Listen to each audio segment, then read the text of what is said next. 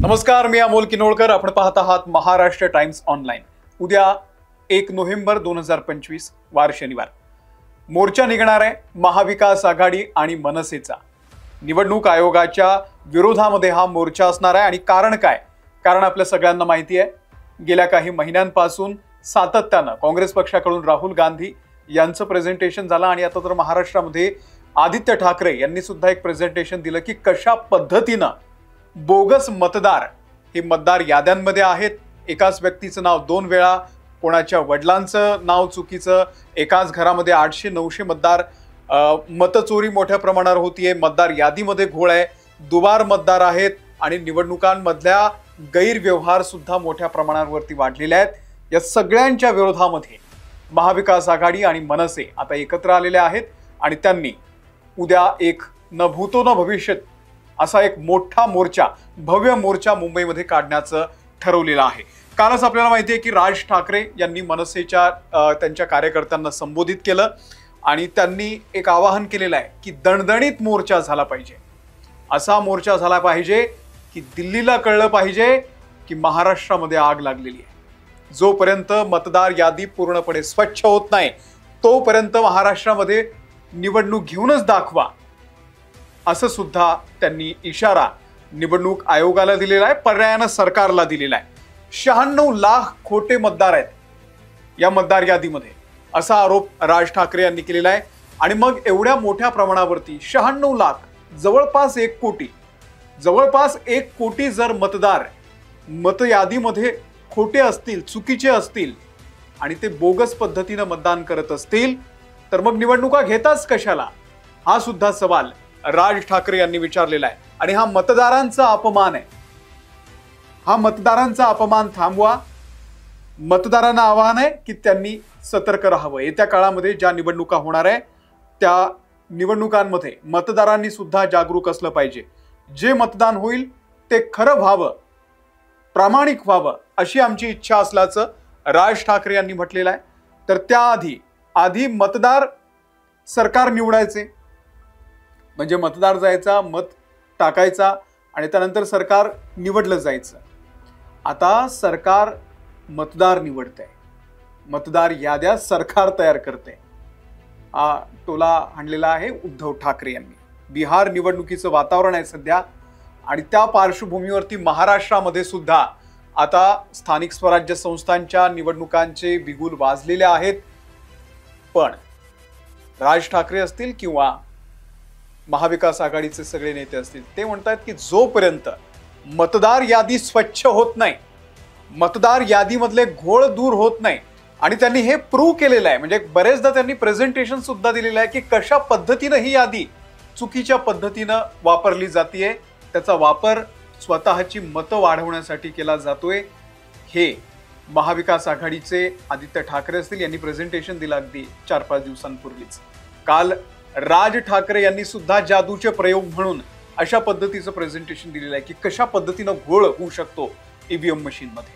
आणि त्यामुळे जोपर्यंत हे सगळे घोळ दूर होत नाहीत तोपर्यंत मतदान होऊ देणार नाही, महाराष्ट्रामध्ये निवडणुका होऊ देणार नाही, असा पवित्रा यांनी घेतलेला. आणि त्याच्याच विरोधात, निवडणूक आयोगाच्या विरोधात हा मोर्चा उद्याचा निघणार आहे.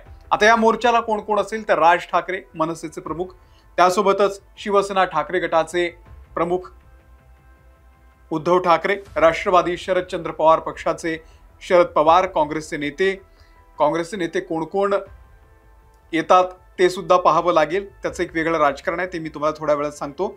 डाव्या पक्षांचे नेते प्रकाश रेड्डी वगैरे सुद्धा आहेत, ते सुद्धा येणार आहेत.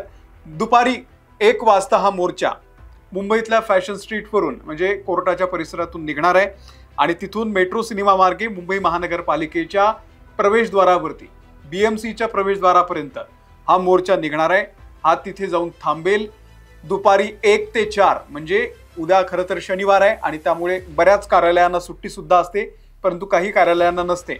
तर त्यांचा कुठेतरी त्यांना अडसर होऊ नये म्हणून दुपारी 1 ते 4 या मधल्या वेळेमध्येच हा मोर्चा निघणार आहे.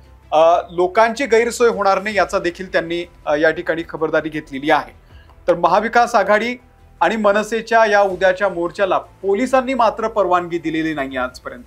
अजूनपर्यंत या क्षणापर्यंत तरी म्हणजे दुपारीचे आता 4:30-5 वाजता आहेत, तोपर्यंत तरी अजूनही परवानगी मिळालेली नाहीये. आणि जर परवानगी मिळाली नाही तरी सुद्धा आम्ही मोर्चा काढू असा पवित्रा या आंदोलनकर्त्यांचा आहे.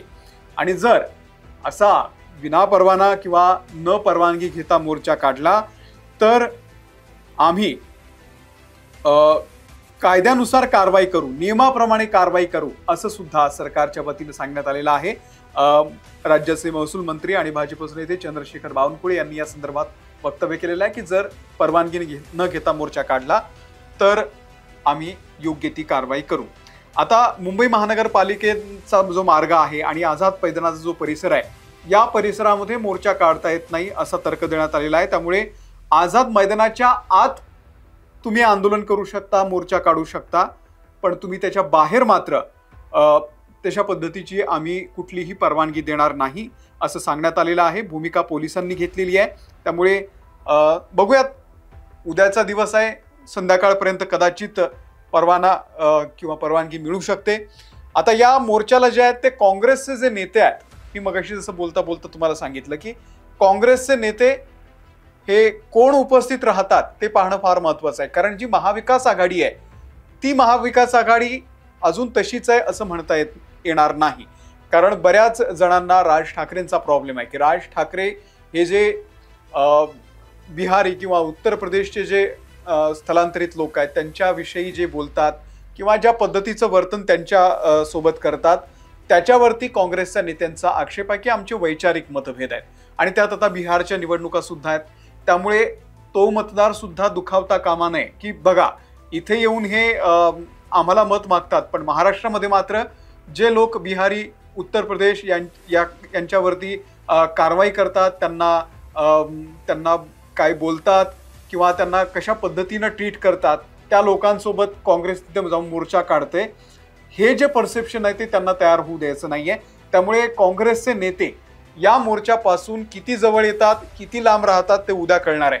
मला असं म्हणजे आमची अशी माहिती आहे की विजय वडेट्टीवार आणि थोरात या दोघांनाच, बाळासाहेब थोरात या दोघांनाच हे दोघं कदाचित या मोर्चामध्ये सहभागी होऊ शकतात, पण प्रदेश अध्यक्ष हर्षवर्धन सपकाळ हे कदाचित या मोर्चामध्ये सहभागी होणार नाहीत. ते आधीपासूनच राज ठाकरे यांच्या महाविकास आघाडीतल्या प्रवेशाविषयी किंवा त्यांना महाविकास आघाडीमध्ये घेण्याविषयी साशंका आहेत किंवा त्यांनी तसं स्पष्टच केलेलं आहे की आम्ही महानगरपालिकेच्या निवडणुका तर स्वबळावरती लढणार आहे. त्यामुळे महाविकास आघाडी वगैरे ह्या गोष्टी स्थानिक स्वराज्य संस्थांच्या निवडणुकांमध्ये आमच्यासाठी काय मॅटरच करत नाही. त्यामुळे त्यांचं ठरलेलं आहे की मनसेसोबत आम्ही नकोय. पण उद्याचा मोर्चा हा खरं तर महाविकास आघाडी म्हणून नाही आहे, तर हा निवडणूक आयोगाच्या विरोधात आहे.